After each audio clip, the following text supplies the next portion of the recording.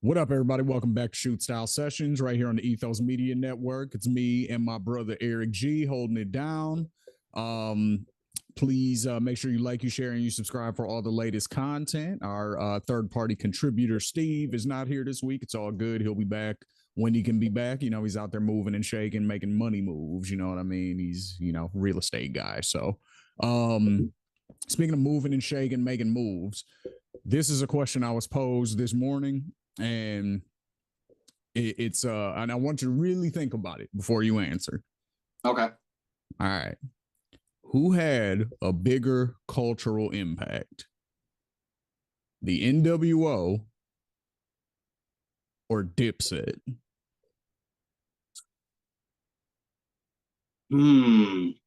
Right. That's tough, ain't it? That's a tough one. Let's think about it. Because let's think about it. Let's name the attributes of each, right? So because they're very similar in a lot of ways. That's why I think it's a good comparison for those two. So I remember I was in middle school, and obviously you had everybody wearing the NWO t-shirts, you know, the black and white joints, and then eventually the Wolfpack joints, the red and black with the, you know, the wolves on them and all of that. Right. Then, you know, hand signs, like if you weren't in a gang or whatever, hand signs became popular. You know, everybody throwing up the Wolfpack sign and the Too Sweet for Life and all of that. You know what I mean? So it was like very, it was very hip hop in a lot of ways. And then even the way that they dressed and stuff like that, like Kevin Nash and K-Dog almost made it acceptable for non-black people to wear FUBU. Like Kevin Nash was the first white dude I saw wear FUBU, and it looked all right. It didn't look crazy. It didn't look out of place. It was like, nah, all right, I get that. Oh, that makes sense. Yeah, you know what I mean? And K-Dog, you know, he's Hispanic, but it was still like slightly taboo at that time. You know what I mean? For like Hispanic, like for anybody out that wasn't black to wear FUBU for the most part. Lex Luger was wearing FUBU jerseys and shit. You know, you had X-Pac, you know what I mean, aka Six at the time, you know what I mean. He was wearing the bandanas and calling himself a thug and all of that, and that was very much in line with like Tupac and, you know, beginning Ja Rule. You know, he was using the thug terminology a lot. So they had a huge impact, and they were so big that they even had, because this was all in WCW, they were so big that they had WWE people mimicking what they were doing, and that's sort of how you get DX, you know what I mean? Because obviously there was friends in both groups and stuff, with the Click being the center of all of it. For those who don't know, that's Triple H, Shawn Michaels, Kevin Nash, Scott Hall, and X-Pac. And so since they were in both companies, they were doing similar things. So, but NWO, they were doing the crotch chop first, you know what I mean? DX just slightly changed it. They made it an X when they did it, and then they said suck it too. Whereas NWO was saying down where, down here, and then doing it. So that was a subtle difference, but it came from the same thing. They all were throwing up the Too Sweet, you know what I mean, which Bullet Club went on to adopt later. So, you know, all of that stuff was stuff that I was seeing outside also. Like there was people, like to this day, if I wear my NWO hat in certain places, people will throw up the Too Sweet at me. Oh yeah, 100%. You know what I mean? So it's like, I just feel like their impact was huge culturally outside of just wrestling, because of how everybody had to kind of adapt to it. You know, that's when you had the NBA players, Karl Malone and Dennis Rodman. That's when they came and wanted to be a part of everything that was going on. Fucking Jay Leno, you know what I'm saying? One of the biggest personalities on television ever. You know what I'm saying? Like he wanted to be a part of it and actually participate. So it was like, what's my man's name who won the world title? David Arquette. Yeah. You know what I'm saying? Like, so all of that, I think, was pretty much directly a result of what the NWO was doing and the popularity that they brought to wrestling and the popularity that it created on a mainstream level. Yeah. So what do you remember about that era? Because you were pretty young, but that's around the time that you started watching. Yeah, for sure. And I mean, I was definitely, back then, I was more WWF at first, only because we when we were growing up, we weren't, at least when I was coming up watching wrestling around you, we weren't really watching much WCW, at least from what I can remember. So I think for me, I think the cultural impact that I see on NWO comes a little later, after I had already like grown up a little bit and like kind of felt the impact and had to go back and watch it. But I mean, everything that you just said makes complete sense to me. And you know, I remember back in those days when the NWO shirt was like one of the most popular wrestling shirts that you could find on the market.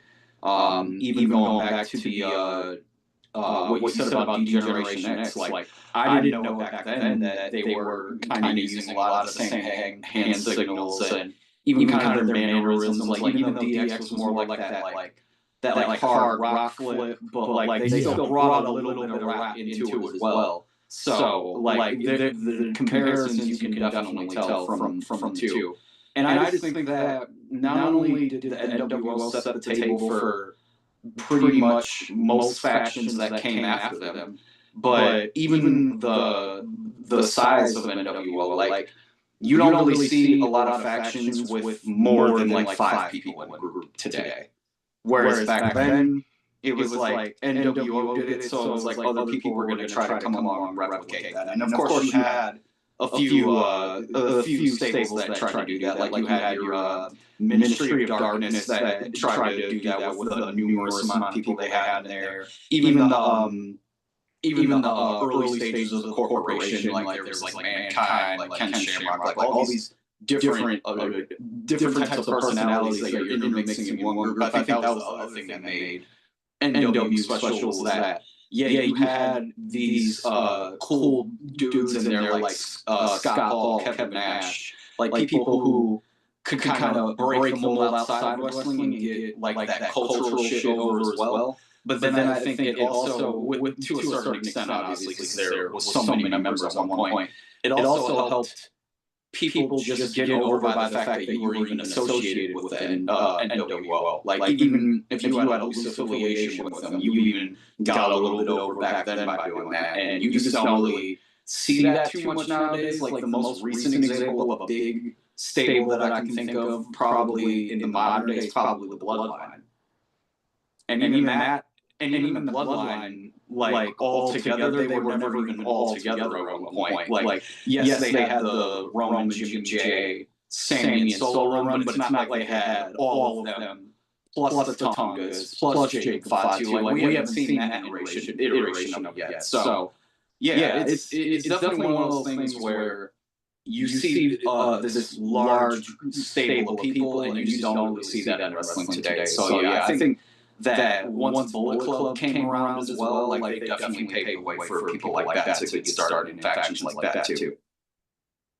Yeah, that's probably the most recent version of like a giant crew like that. That just by virtue of joining, you get a name. Right. Bullet Club probably is the last crew like that. But speaking of all of that, that's where the comparison. That's why I draw the comparison to Dipset, because everything that we just said about the NWO applies to Dipset as well.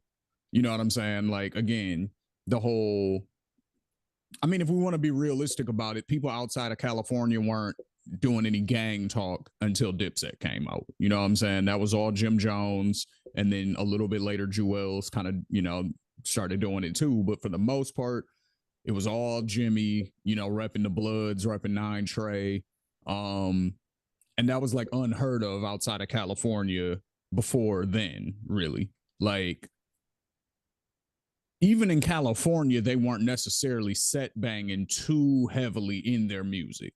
You know what I'm saying? Like they would, like Snoop and the East Siders, they were doing it. You know what I mean? Like they were claiming their like actual sets and stuff like that. But for the most part, you might get a Cuz, you might get a Bloods, you might get a subliminal references of like the colors that they wear and stuff like that.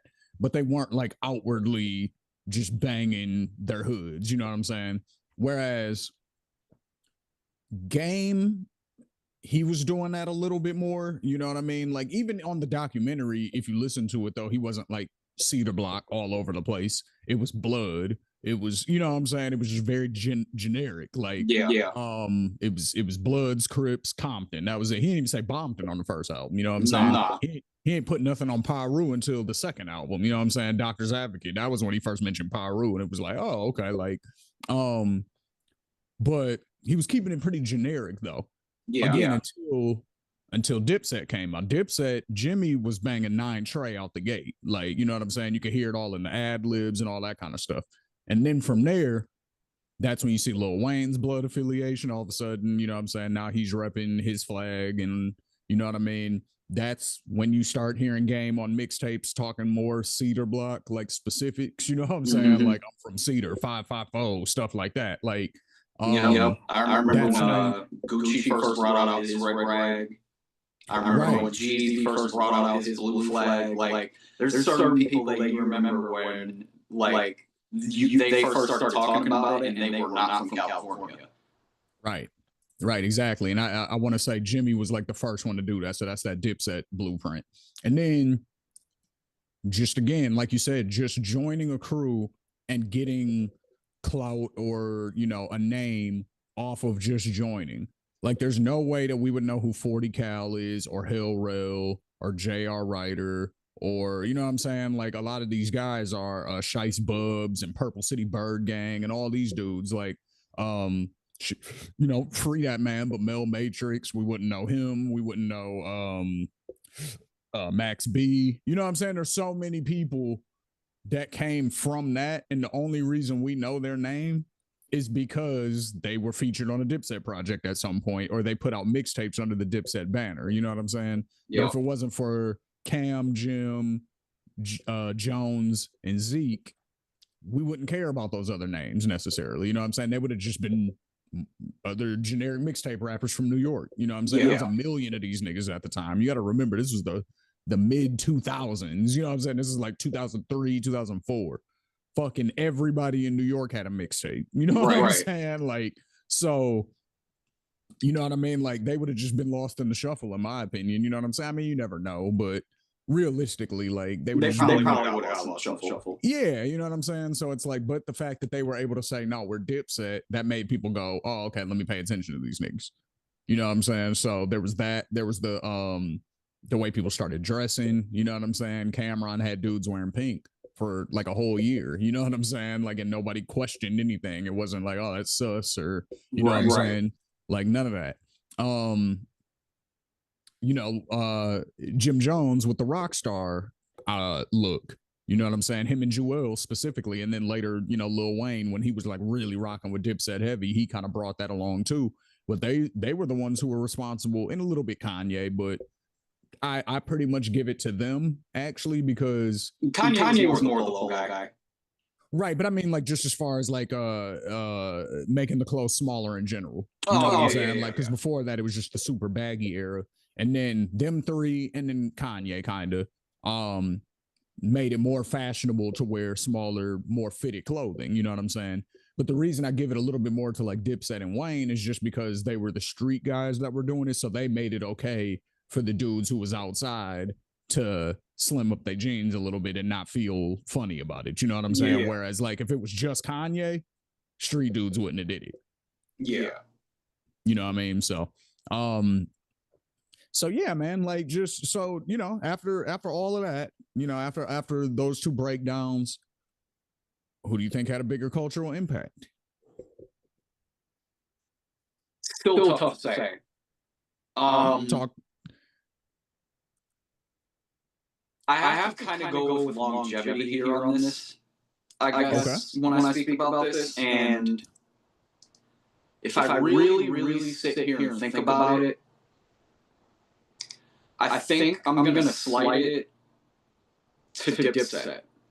And here's the reason why. While I think a lot of NWO's cultural impacts are still felt today, I think more of Dipset's cultural impact is still felt today. And the reason I say that is partially because of relevance, and I think that especially like people like Cam and Jim, have really continued to stay relevant in pretty much everything that they do. So that's one major reason for it. Number two, more so with Jim, but like just really with all of them, it feels like their crew aspect of like if you stick with this crew, then you can shine off of just being associated. I feel like that still felt a lot, especially in rap today too. Whether it's the YSL camp and Young Thug, and then the myriad of people he had under him that got hot under him. Whether it was the QC conglomerate, just as a conglomerate, you had Migos, Lil Baby, Lil Yachty, like all these different people under one roof, all basically succeeding together. You have other crews like Yo Gotti's crew. Like there's, and obviously it's a little different now because they're under labels. So it's a little bit different because Dipset didn't really come on the label until a little bit later. But I still think that the premise of it is still pretty much the same. And then I also think their style impact over the years is pretty much still felt to this very day.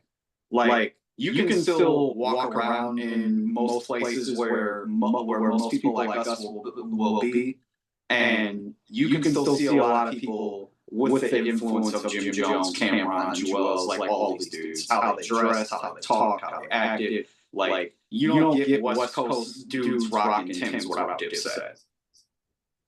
Like that just doesn't happen to me. So in a lot of respects, like you know, like the NWO, like people like the hand signs were still a very popular thing. The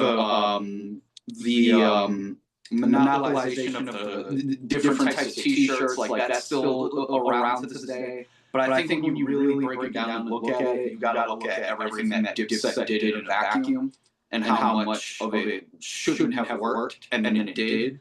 And then you look at the thing that at the cultural impact that they still have today.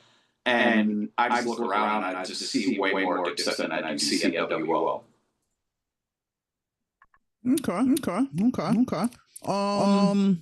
That's interesting. That's interesting. I don't know if I disagree. I don't know if I necessarily disagree. I guess my thought is I think that there is certain subtleties that like that NWO era brought that hip hop almost took. Yeah, in a way also. Like, because everything I said about NWO, the more I was saying it almost sounded like I was describing Dipset. But NWO came first. You know what I'm saying? So that's what I'm wondering, like, how much of that inspiration was borrowed. Because, like, there's other people, obviously, who we know rappers borrow inspiration from. You know what I'm saying? Like Ric Flair, for example. Ric Flair is one of the most copied wrestlers in rap, I would say. You know what I'm saying? Like, from the... from dudes wearing, like granted, some of it's pimp culture also, but where did Ric Flair get a lot of that? Like if we're being real, you know what I'm saying? So, the robes and the, making sure that, your rollies shining and, talking about how much your outfit costs and, you know what I'm saying? Like being a ladies man and all that. That's all hip hop shit. And that's all Ric Flair shit. You know what I'm saying? So his promo style, a lot of times that'll come out in the way people, rap or formulate their flows, or even the way they do interviews and stuff like that. Killer Mike talks about that a lot. So, right. Man. So y'all know the audience, y'all let us know, man. If you was around in the 90s and the early 2000s, definitely let us know, who do you think had a bigger overall cultural impact? The NWO or the Diplomats, Dipset? I want to get into a little bit more of the hip hop connection, though, with AEW specifically, because they've really been boosting the hip hop presence. So as you see here on screen, we have West Side Gun, we have Flash Garments, we have Swerve Strickland, and we have Bun B. Now Bun B and West Side Gun they did a remix to Swerve's song. We talked about his song on this podcast before. Big Pressure is the name of the song. And this is a song that he was also referencing. If you guys watched the Vlad interview recently, he was talking about, that's his #1 stream song right now. He just put out another joint too.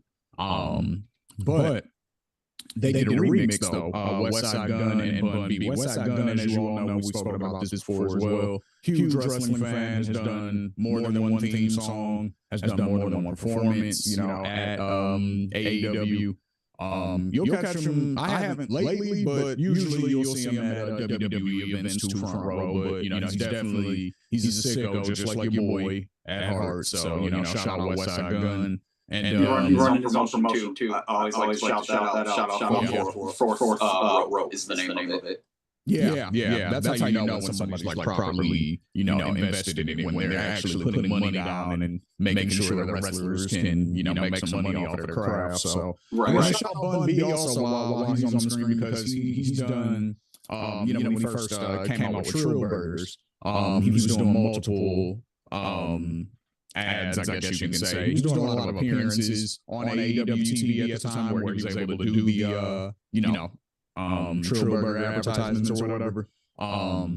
That was when Ricochet, I think, slammed somebody through the table and stole the burger. And stole the burger, right? But yeah, so he's done, a couple of appearances and things like that, and then also, like I said, contributed to the remix of Big Pressure with Swerve, and came out and performed it as well during one of Swerve's world title fights. So it was. I remember the exact match actually, because I was watching a highlight reel about it earlier today. It was the All-In main event versus Bryan Danielson.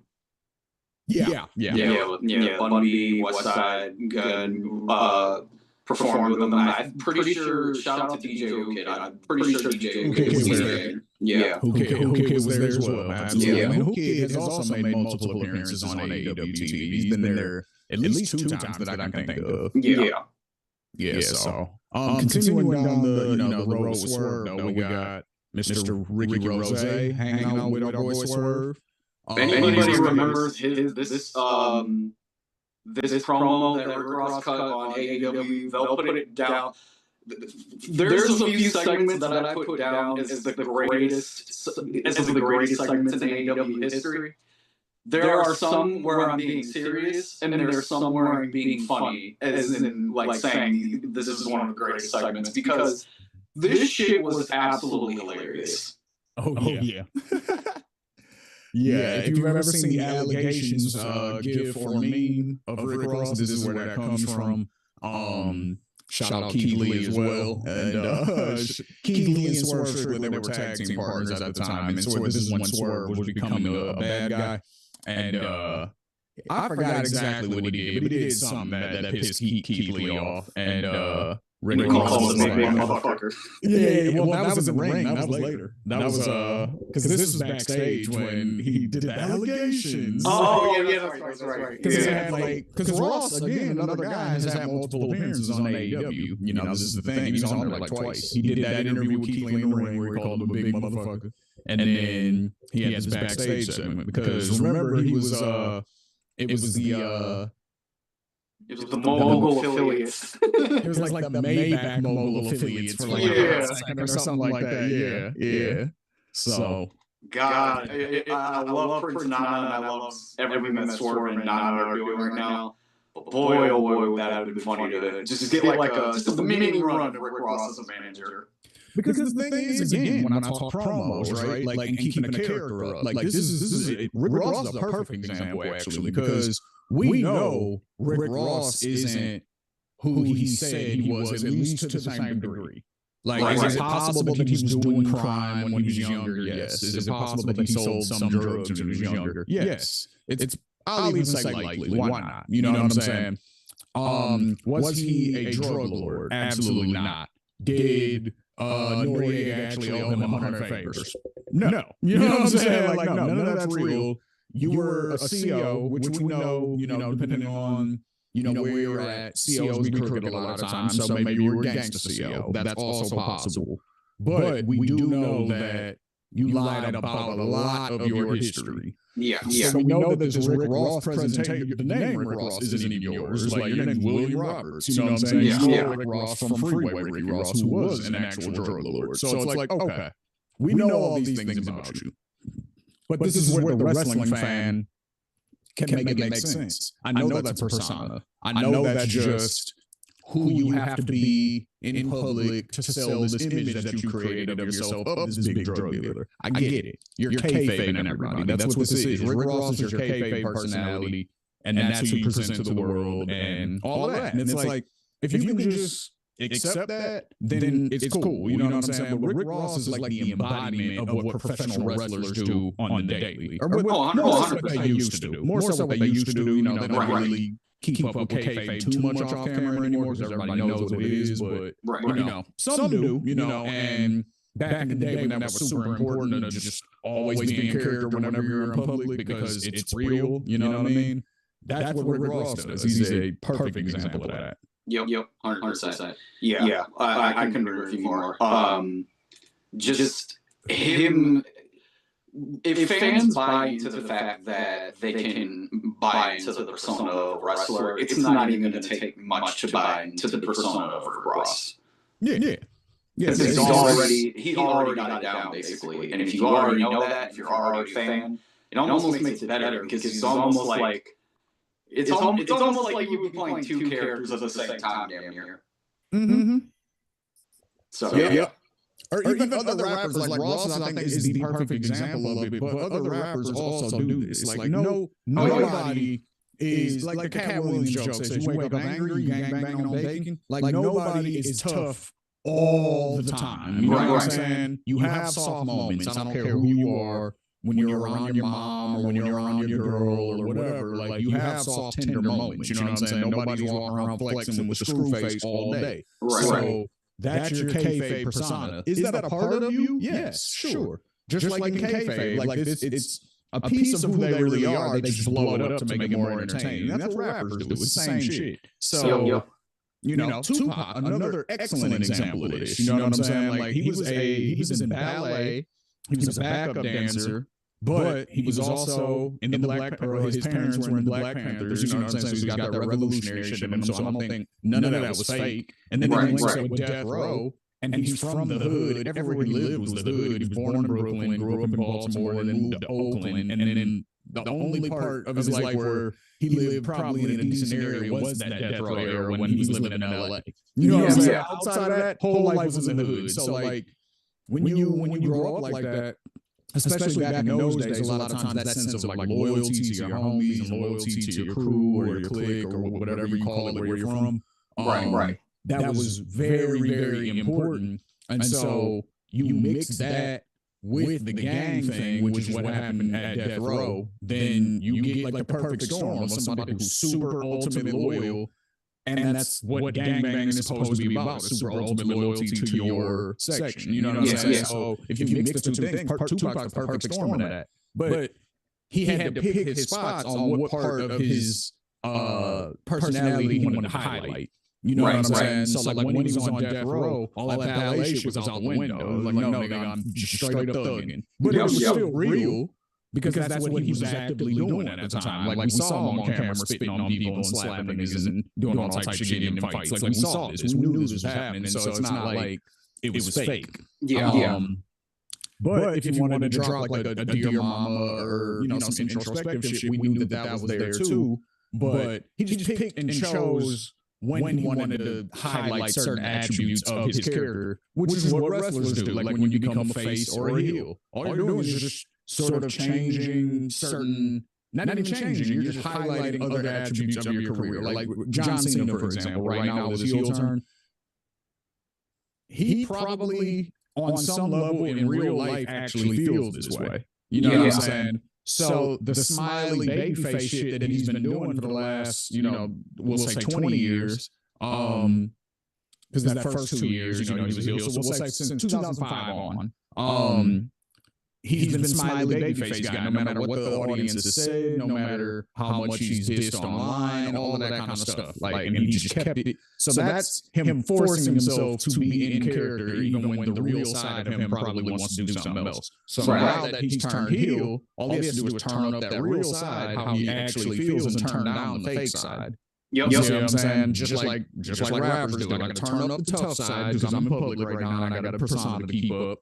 And I'm going to turn down the soft side. But then when I'm at home, I'll do the opposite. You know what I mean? You can even relate it to when rappers are like have to go to places where like even if they're not home, like they got to be a little more sophisticated. They can't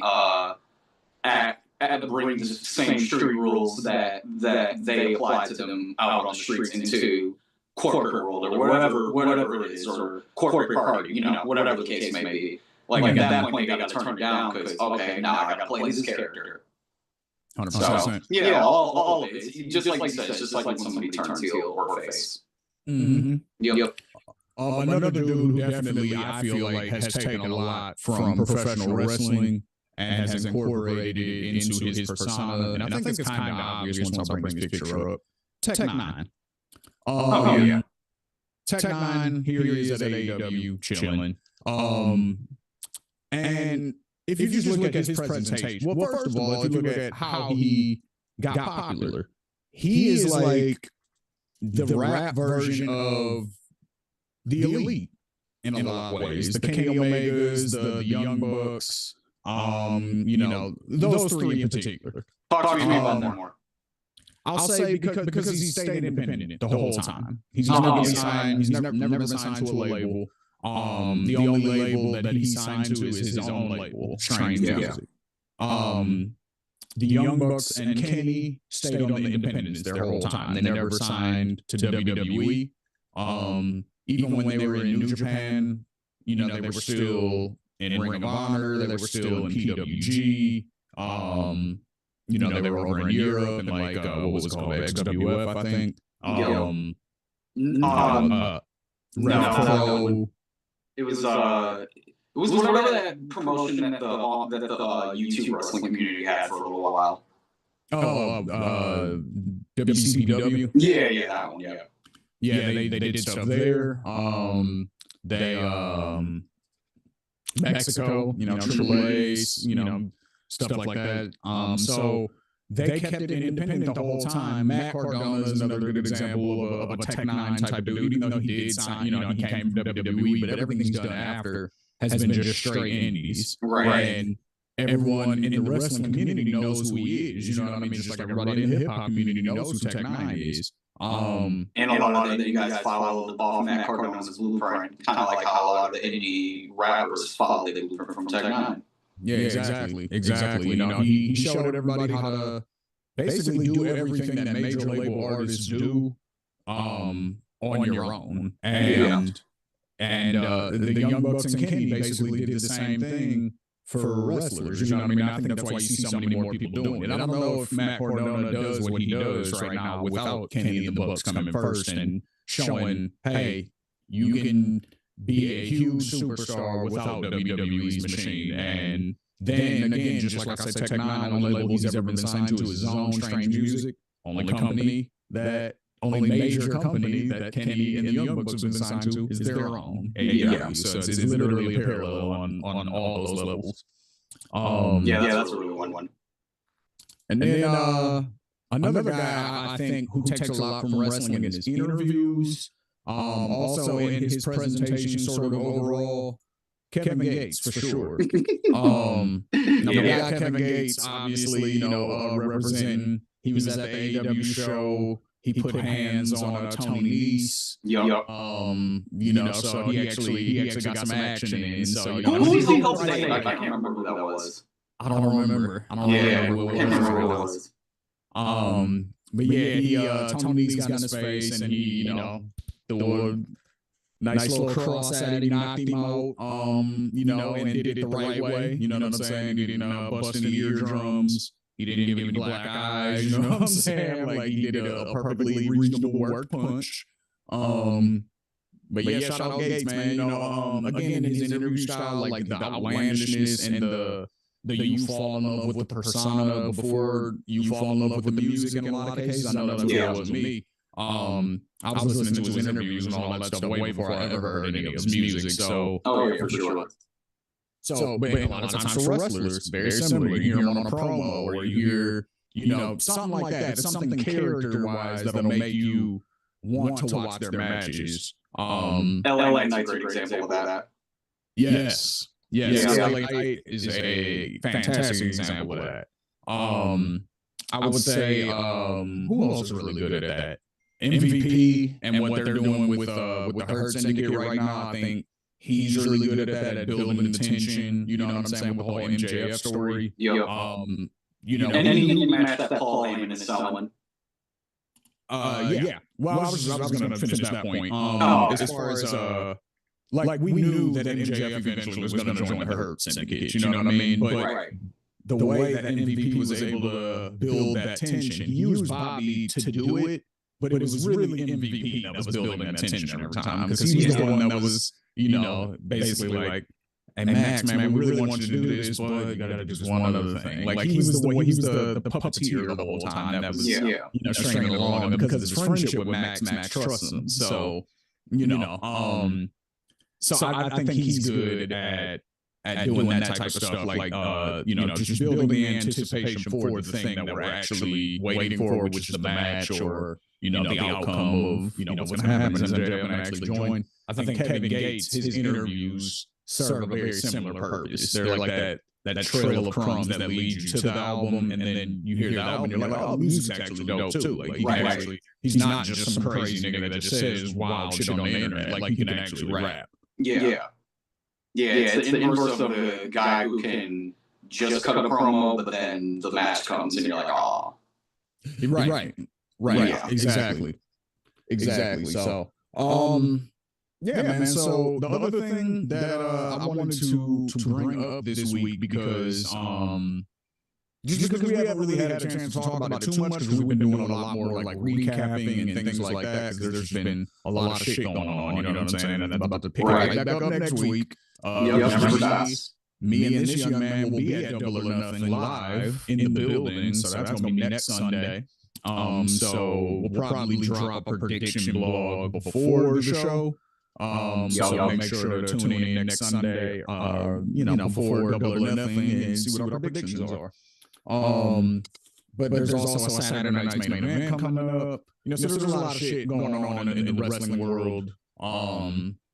So we're gonna still be doing our recapping and all of that kind of stuff, and our predictions and what have you. But I did want to just make sure that we brought it back. For those who were with us on day one, who want to see that real fusion between urban culture and pro wrestling, because that is why we started the show. So I want to make sure to keep that element in there. But in saying all of that, the last thing I wanted to talk to you about today was the theme songs. It seems to me that every good theme song of like the past, it's 2025 now, so I'll say the last 5 years. Okay. Every good theme song in WWE has been a hip hop track.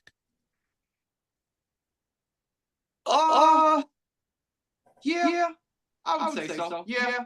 If I had to really sit back and think about it, I would say either a hip hop track or just has some hip hop influence to it. Yeah. It's like something that you could hear somebody rap on. Yeah. You know what I mean? Or you could hear it. Or like if you flipped it a little bit and gave it like an 808 or something like that. Because the first thing that popped up in my mind was Roman Reigns' statement. His theme isn't a particular hip hop inspired thing, but if you really listen to it, it doesn't take that much to flip it into one. Very true. Very true. It does not take a lot. Even like EO Sky, I think most people would probably consider hers more of like an EDM type of theme, but to me, it's very trappy. You know what I'm saying? You can still rap on that. You can rap on that.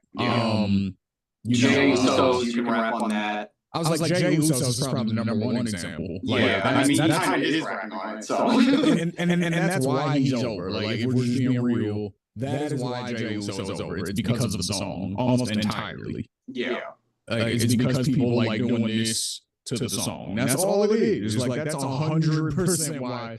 Like, I'm talking about right now. Like, I'm not talking about, because obviously the build up and all the bloodline stuff that he did, obviously that contributes to where he's at now, and I don't want to take that away from him. But after he was doing all that cool stuff as right-hand man in the main event, Jey Uso, like the original incarnation of it, kind of since he's branched off and just been doing the solo run, I don't know. You know what I mean? I think the song's been carrying him.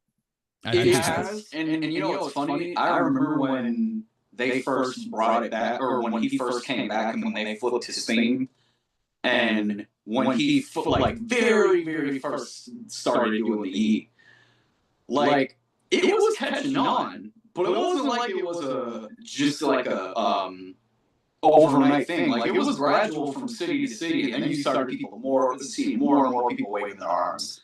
Yeah. Then the announcers started getting into it. Then they brought celebrities in. And, it was a culmination of things that got the entire crowd to do it. Because then there were the other thing that I remember, especially with that song in particular.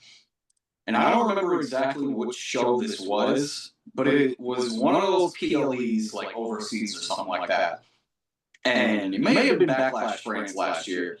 And Jay came out and did the, and it was like one of those things where not a single person in the stands was sitting down, and you could just see the sea of people just doing it all at the same time. And I think right then was the moment that they figured out, oh, okay, yeah, this is working 100%. Yeah, I totally agree. But yeah, like I think right now that's sort of the important thing in WWE, that it seems like they're trying to fix it. Because it seems like people's theme songs have been a little bit better. Like as far as new things, like Penta's theme is pretty good, especially for being like a rock theme. That's not bad. Right. But it's mostly all the rap shit that's really the fire things. Like yeah, hates everything else. But like whenever one of those rap bops comes on, and everybody's like, you can see it in the crowd. You know, it's like Carmelo Hayes. Remember the other day when we was looking at SmackDown? It was 3 niggas in the audience that was yep. They was getting it, like, you know what I'm saying? I was like, yeah, like, Melo's theme, Trick's theme. Obviously Whoop That Trick. Obviously that comes directly from Hustle and Flow, so there's your hip hop right there. Really, all the niggas in NXT, they're all. Yeah, I was gonna say. Since Shawn Michaels is running that thing, he's just letting them put whatever rap song they want to put, and then they go. And I think the issue is whenever they get up to the main roster, they want to rockify everything out. Yeah, that's what it is, and. There's only the rock things aren't good. There's only a few other rock things that are okay to good. Yeah, like I said, like Penta's is okay. Damien Priest is cool. Finn's is cool. I still don't really like Finn's. I mean, if you're sorry, my bad. I thought you were talking about that new one that they tried to put on them. No, okay, yeah. They took that away. I know what you're talking about. Yeah, that one is okay. But even that one sounds kind of trappy, though. Yeah. Like the Finn one sounds kind of trappy. You're right. That's like a trap rock blend almost. I would argue. You know what's funny? Not a lot of people talk about it, but I actually really like Dominic Mysterio's. That's a good theme. He has a really good theme that is like it goes low key because I think he was getting booed for so long, so people couldn't hear it. So yeah. So I think part of that is I don't think that theme is made by Dev Rebel. I think it might be made by the same people who did Ray's theme. Yeah. I think it's the same group. So that's where you'll find your exceptions. Rhea Ripley's theme, Fire, not made by Def Rebel. You know what I'm saying? Like those rock themes that are made by people outside of Def Rebel, those be good. You know what I'm saying? I'll look at a few examples of people's music who sound, and this might be a few people who had a few urban sounding themes like in the beginning, but then they just completely flipped them and they sound horrible now. And the number one person that I can think of is probably Bayley. Yeah, I hate Bayley's music. Bayley's theme, the slowed down kind of rocky version of her theme, that sounded just fine. That Whatever was the good. new version is, it is. Yeah, I think they felt like they had to change it because she's a baby face again. But I'm like, no, that music would work still. No. Like, it was still good. I would say Tiffany's theme wasn't a bad change. Like, it was fine the way it was, but that wasn't too bad of a change up. Well, she changed like 3 times. Like her that's music, true. I don't even remember it. And then the music that's on 2K24, like I hear that because I play the game. So I'm like I'll hear that music. But the trap shit, I want to see you drop. Like that shit is hard. That's hard. Mia Yim's theme, fire. Yep. You know, that's what I'm saying. Like, Street Profits theme, you know what's funny about the Street Profits theme? A lot of people like their old theme more, and I would say I do too. But out of all the changes that people are like, oh, this one is so bad now, I'm like, the Street Profits new theme is not bad at all. Right. Yeah. No, I don't think it is. There's a lot. I actually like both versions. I think their theme switch makes sense because they switch from being like the party guy Street Profits to like serious competitor Street Profits. So at that point, the music change actually fits. Yeah, and the other thing I like about it too is that even when they tried to turn him heel and the crowd was like, no, we're cheering for you as faces, the music still works. Well, yeah, because they just changed how their presentation is. You know what I'm saying? They added more crowd interactive stuff, like with the, you know what I mean? Exactly. Yeah. Basically bossing up and getting this money. You know what I'm saying? Shout out to people. So yeah, like, you know, and even now I will say this in AEW, Mikey Rogers does a good job in all genres. Like he seems to be like he's good at all of his stuff. He can do hip hop bops. You know, he's got Samoa Joe. He's got the Best Friends theme. You know, he does a lot of hip hop bops. But then he's good at rock shit too. And then he's also good at like the video gamey, like Joshi type music. You know what I'm saying? Like that sounds like it's straight off of Street Fighter or some shit like that. He can do that because he does Kenny's theme. He does like all the, you know, Joshi wrestlers, and all of their themes kind of have that style to it. You know, so he's very diverse. He reminds me a lot of like Jim Johnson was back in the day. Yeah, because he can make a song like Kenny, then he can turn around and make a House of Black or a Lance Archer theme. Then he can turn around and make a Mina Shirakawa theme or a, you know, one of those. And then he can also turn around Top Flight. You know, and then he can turn around the Top Flight Kevin Knight theme, like any of those. Like Swerve might be the rare one to have brought his own theme song in. Well, yeah, Swerve and then Hurt singing it, obviously. They obviously. I think Buddy, or not Buddy, Brody. I think Brody's music is his own band, if I'm not mistaken. You might be right about that. They might have made all of House of Black's music now that I think about it. Possibly. Yeah. And then the only other questionable one is the Bang Bang Gang theme song. I think Austin Gunn might have did that one. I don't know if that was Mikey. Just because, you know, he does his own music also. Like he puts out tracks and he sings, and I even like that too, though. That AEW will, if they have a good song and good production and all that good shit behind it, I like AEW is like, fucking bring it on.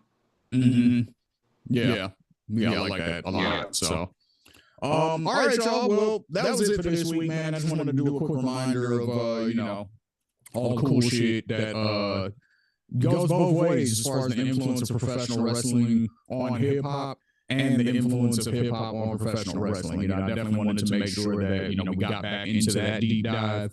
Like I said, next week we'll probably be doing a little bit more recaps. And a few predictions. And some predictions. Yeah, that's what I meant, actually. We're probably not going to recap much next week. We're probably just going to do all predictions. But yeah, man, you know, what do y'all want to see on the show? You know, what do y'all want to hear us talk about? What do y'all want to hear us explore a little bit more? Do you want us to talk about, you know, the Nation of Domination's influence? Do you want us to talk about, you know, The Rock's influence on mainstream culture? Do you want us to talk about, you know, the Migos, you know, making the Ric Flair song and what that meant for Ric Flair's career and how that, you know, gave him a mini resurgence? Do you want us to talk about, the various concerts that have taken place at pay-per-views over the years? There's all types of ways that we can go with this. And we want to hear from y'all. So make sure to leave a comment. Make sure you like. Make sure you subscribe. Make sure you smash down below on the link if you are an artist and you need distribution and you don't know how to get started. There are excellent packages available at smashers.co. Please make sure to click that link and, read more about it. And if you are in a position where you're making music and you're trying to fund your career and you don't know the steps to do so, you can click on the link below for the Profit Rocket. Make sure that you click the Profit Rocket, the link below. Shout out to our partners over there. And make sure, I don't really got nothing else. Make sure to do all that for us. You know what I'm saying? Just follow us. That's it. Follow in. Tap in. Down below, you can follow us. There's all of our names and the network. So make sure to follow us. We're also on Twitter @_ethos_media. And there you go. That's it. We'll catch y'all next week. Peace. Peace, y'all.